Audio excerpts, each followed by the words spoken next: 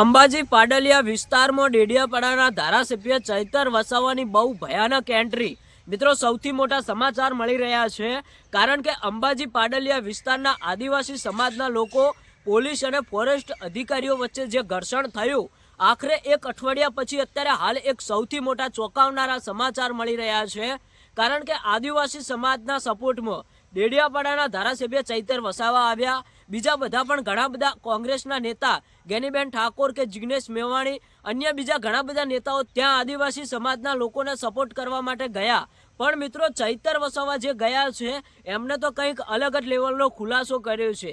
કારણ કે ભાઈ ચૈતર વસાવા આદિવાસી સમાજમાંથી આવે છે અને એમના આદિવાસી સમાજના લોકો સાથે અન્યાય થાય તો મિત્રો ચૈતર વસાવા કોઈ પણ રીતે બેસી ન રહે। અને મિત્રો ચૈતર વસાવાએ મુંહ ફાડીને જવાબ આપ્યો છે કે મારા સમાજના લોકો સામે જે ફરિયાદ કરવામાં આવી, જે લાઠીચાર્જ કરવામાં આવ્યો, જે લોકોને માર મારવામાં આવ્યો, એ બધો કોના કહેવા પ્રમાણે કરવામાં આવ્યું છે? સરકારના કહેવા પ્રમાણે કરવામાં આવ્યું છે। ભાજપના મોકલેલા માણસોએ આ હુમલો કર્યો છે। મિત્રો આ વાત હું નથી કહેતો, ડેડિયાપાડાના ધારાસભ્ય ચૈતર વસાવાએ ખુદ સોશિયલ મીડિયામાં બતાવ્યું છે કે આદિવાસી સમાજ સાથે જે અન્યાય થયો છે એનો ન્યાય મળવો જોઈએ।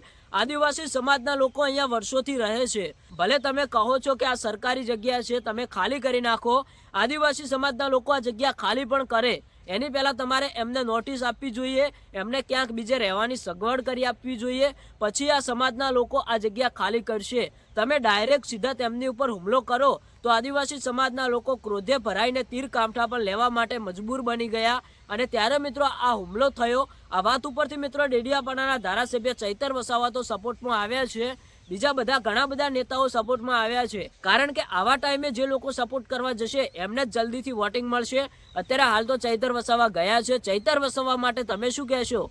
કોમેન્ટ કરીને જરૂરથી બતાવતા જજો।